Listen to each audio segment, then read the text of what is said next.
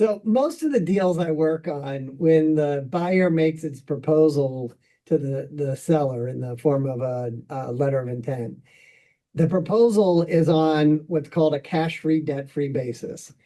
And there's a lot of reasons why parties default to cash-free, debt-free. For one, there's an assumption that all the debt in the business is going to get paid off at closing. And so the value that they're willing to pay assumes that there isn't any debt like that. That makes a lot of sense. So clear out those kind of liabilities.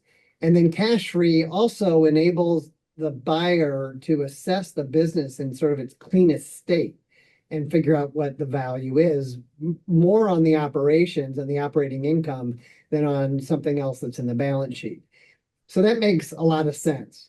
But one of the challenges that I've observed is that buyers often make that proposal, but don't think through the operational challenges that they're going to face at closing. Because if they literally get a company that is cash free, they don't have the resources they need on day one to run the business. They've got things to pay for out of the block and no cash.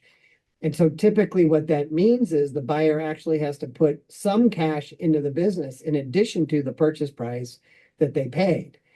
Or another way to approach this, which a number of my clients have started doing, is not saying cash-free, debt-free.